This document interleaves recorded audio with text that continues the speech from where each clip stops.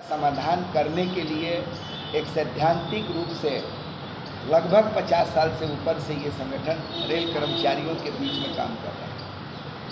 मैं 17 जोन और metro railway इस सब को लेते हुए तमाम भारतीय रेल में बहुत ही अच्छा पोजीशन से NFIR विगत सेक्रेट बैलेट इलेक्शन 3 में अपना पोजीशन बनाया है। मगर दुर्भाग्य के साथ कहना पड़ता है कि साउथ ईस्टर्न रेलवे में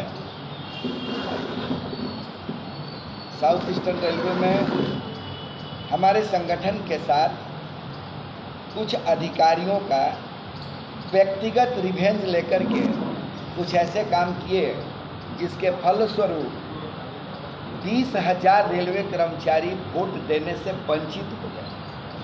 जो इलेक्शन के रूल रेगुलेशन थे, जो मॉड्यूलिटी बना करके रेलवे बोर्ड से आया था, उसका उल्लंघन करते हुए ऐसी प्रक्रिया यहाँ के जो जोन के लोग अधिकारी हैं जिनके ऊपर चुनाव कराने की जिम्मेदारी दी गई थी, वो अपना लैप्सेस पॉइंट्स को करते हुए भारतीय रेल में सबसे कम प्रतिशत मतदान साउथ ईस्टर्न रेलवे में हुआ।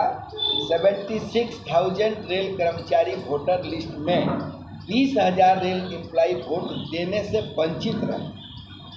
पहला रीजन था कि मॉड्यूलिटी में क्लियर लिखा था कि जब तक इलेक्शन का नोटिफिकेशन हो जाने के बाद वोटर लिस्ट में जिस व्यक्ति का नाम जहां पर है, इलेक्शन तक उसको ट्रांसफ़र न किया जाए।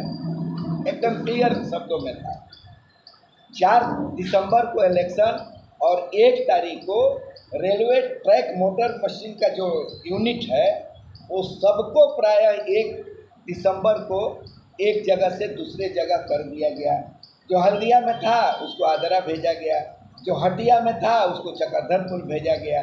तमाम लोगों को वहां से हटाया गया। लगभग 650 से 700 एम्प्लॉई, और उसमें पिछले 10 साल से south eastern railway men's congress का मेंबर 80 to 90% मेंबर हम लोगों का था। ये जीता जाता उदाहरण है। हम लोगों ने तुरंत 1 तारीख को PCPO से वीडियो कॉन्फ्रेंस से बात किए और बोले कि ये लोग वोट कहाँ देंगे। परसों वोट है और आज इनको इतना डिस्टेंस कर दे रहे हैं तो ये लोग वोट कैसे दे पाएंगे। इसलिए ऐसी परिस्थिति में आप ये कह सकते हो कि रेल सेफ्टी रिलेटेड जॉब है और अभी इनकी आवश्यकता उस जगह पर है, इसलिए इनको हटाया जाए। लेकिन उसके साथ एक क्लॉज दिया हुआ था कि उनका जो वोटर लिस्ट जहां पर है, वोट जिस बूथ में, वहां से हटा करके एक मैसेज देना है जहां वो जा रहे हैं वहां के वोटर लिस्ट में अपना मतदान कर सकते हैं। ये क्लियर इंस्ट्रक्शन दिया हुआ था। लेकिन हमारे PCPO के तरफ से, इलेक्शन जो करा रहे हैं उन लोगों के तरफ से ये आदेश पारित नहीं किया गया, जिसके स्वरूप हमारे कर्मचारी वोट देने से वंचित रहे।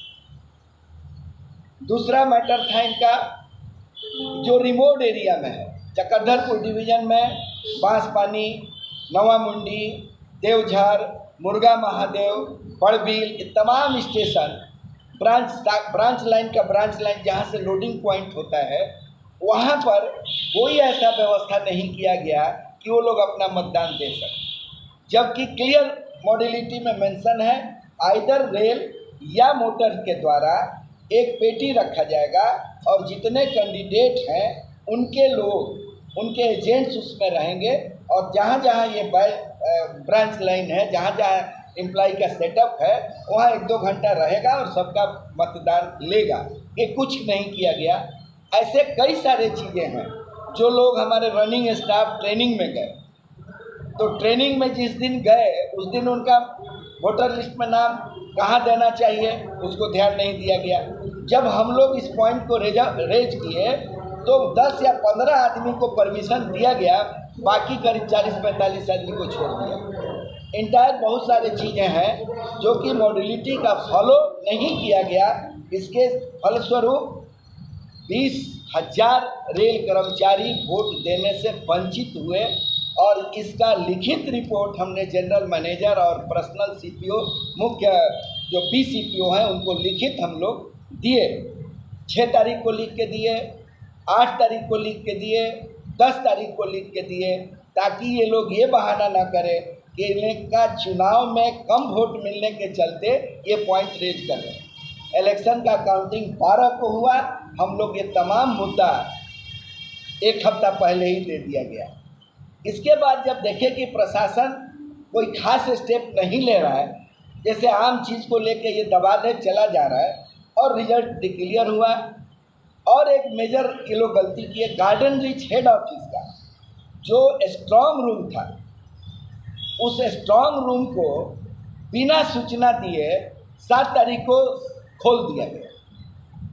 हमको पता चला कि खुला गया, मैंने तुरंत फ़ोन किया CPOIR को कि गार्डन रीच का स्ट्रांग रूम आपने खोला, तो बताया हाँ खोला गया। कारण 4 पेटी उसमें और रखना था, जबकि मॉड्यूलिटी में क्लियर मेंशन है कि स्ट्रांग रूम को बंद करना या खोलना उस जितने लोग खड़े हैं उनके एक एजेंट खुद हो रहे हैं या उनके एक एजेंट वहाँ रहे, तभी उसको सील करना है अथवा सील को खोलना है। और किसी को खबर नहीं, तो हम जब पूछे तो बोला गया कि अरे CCTV तो लगा हुआ है, CCTV गेट से इन करते हुए तो लगा है, लेकिन अंदर आप क्या कर रहे हो ये तो CCTV शायद नहीं है कि है, किसी को पता नहीं। इन्होंने खोल दिया, 4-5 पेटी रखे, बोलते RPF था, तो फिर आपको RPF और CCTV के माध्यम से चुनाव करा लेना था।